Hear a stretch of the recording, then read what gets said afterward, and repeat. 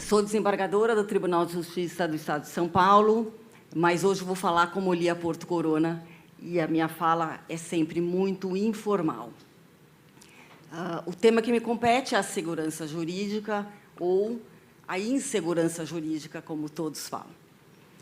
E quando se fala, o cidadão, aqui melhor, fala em segurança jurídica ou insegurança, eles pensam diretamente, todo mundo pensa no Poder Judiciário. Pensa no juiz, pensam nas decisões e naquele seu processo que está ali a ser decidido.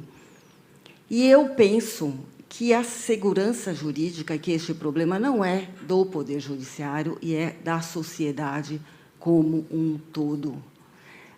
Há uma falta de diálogo e um comportamento, que eu posso falar, do brasileiro em relação à prestação jurisdicional.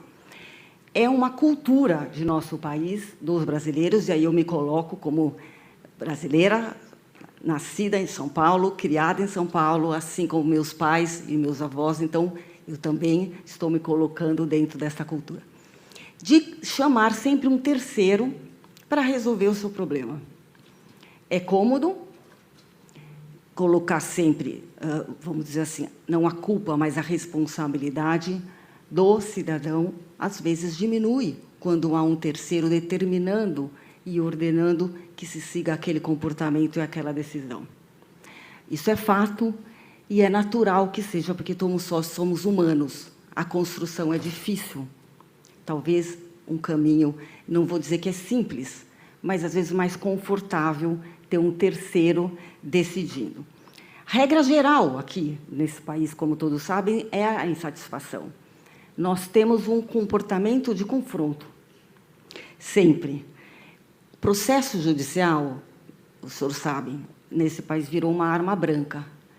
Quando há uma discussão, eu digo em família, ou numa empresa, ou em qualquer coisa, a primeira coisa que a pessoa fala, ou talvez no meio daquela discussão acalorada, é: eu vou te processar. Você vai ver, o juiz que vai decidir isso. Sabe? Primeiro se judicializa e depois se conversa. Quando o correto seria o inverso. Primeiro o diálogo, e não havendo consenso, aí sim a prestação jurisdicional. É o que eu penso e entendo. Falta, de novo, diálogo. Quando você leva ao Poder Judiciário questões que não devem ser decididas pelo Poder Judiciário, porque não competem ao Poder Judiciário decidir, o risco de uma segurança jurídica e de decisões conflitantes aumenta. É como se fosse uma bola de neve. Quanto maior o volume, quanto maior a diversidade, a insegurança aumenta. E aí eu vou levar, senhores, aqui num universo muito pequeno, mas aqui é o meu universo hoje. Hoje eu faço parte da 7ª Câmara do Direito Privado do Tribunal de Justiça do Estado de São Paulo. Por exemplo, eu já tive que decidir, em uma briga de um casal ex-casal que não se entendia, qual era a melhor escola, qual era a escola que os filhos deveriam estudar. Um entendia que deveria colocar o filho numa escola ali de um mais religioso, o outro não concordava, uma briga sem fim. Peticiona para o juiz decidir. Quem sou eu? Eu não conheço sua intimidade, não conheço sua família, os seus hábitos.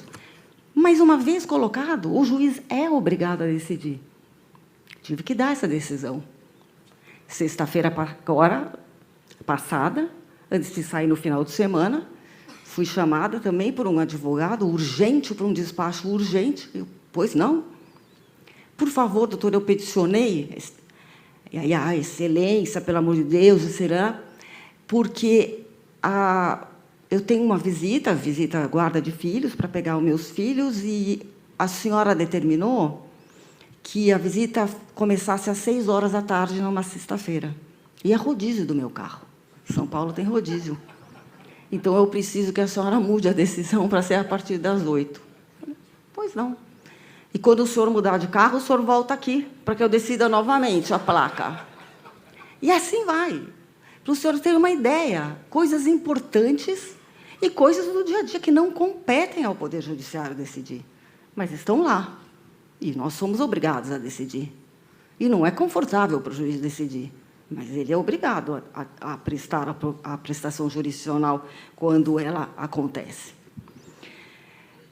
Sempre tive essa ideia de diálogo e agora eu vou falar uma experiência que passei antes de ser desembargadora, como procuradora-geral, no governo João Dória, na gestão João Dória, com tanto me orgulho de ter participado. Pandemia, senhores, situação de urgência e emergência, onde o diálogo era um dever, era uma necessidade, porque a sociedade precisava de uma condução segura, a sociedade precisava de um discurso unificado dentro do Estado. Os paulistas precisavam de transparência. E o governador, uma vez por mês, reunia, numa reunião que nós chamávamos reunião de poderes, poder executivo, poder legislativo, poder judiciário, Ministério Público, Tribunal de Contas, Defensoria Pública, e todos alguns integrantes do Executivo que participavam disso, para dar transparência às suas decisões, explicar o que estava acontecendo, ouvir quais eram as necessidades também que estavam postas nas outras instituições, os outros poderes. E ali, muitas vezes, não saía, talvez um consenso, mas saía respeito à decisão tomada. E tudo foi conduzido desta forma.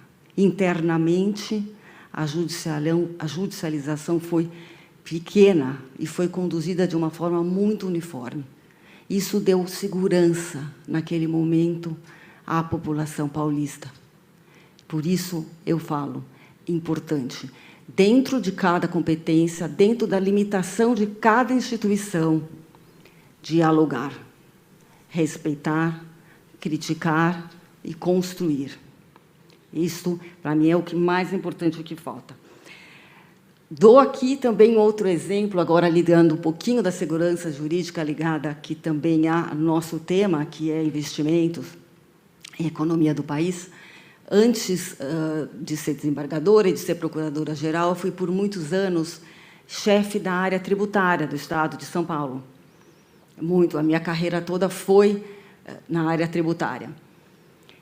E não poucas vezes, e muito comum, eu era procurada por advogados que eram contratados por grandes investidores e por empresas internacionais para fazer um mapeamento da situação tributária e jurídica da empresa e para saber qual era o rumo. Eles eram contratados para isso. Vai lá e veja se nós devemos continuar com esse processo, qual é a condução.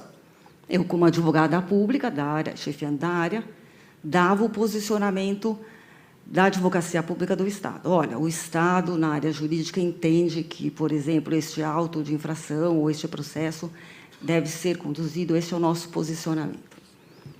E o Estado vem, majoritariamente, ganhando esta ação. Ah, ótimo. Então, doutora, quer dizer que nós vamos ganhar. Eu posso dizer para o meu cliente, e eu respondia, não sei, eu estou respondendo que majoritariamente depende da Câmara que o senhor cair aqui no tribunal.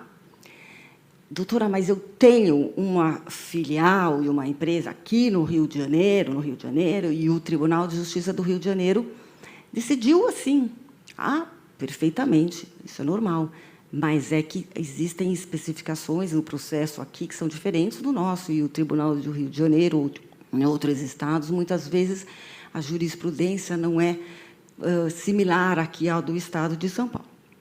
Ah, pois não. Mas se eu for, então, aos tribunais superiores, a senhora acha que eu consigo isso? Depende, doutor. Depende de qual é a turma que o senhor vai cair nos tribunais superiores. E aí o advogado me falava, por favor, doutora, como é que eu vou sair daqui e explicar para o meu cliente inglês ou alemão que quer investir neste país? Como é que eu explico isso? E eu respondia, olha, doutor, a minha parte eu estou fazendo. Essa missão é sua, para isso que o senhor for contratado. Então, é claro que sem diálogo e sem consenso, o investimento não vem. O crescimento é menor. E isso é fato e todo mundo consegue. Como vamos resolver? Fica aqui a minha proposta.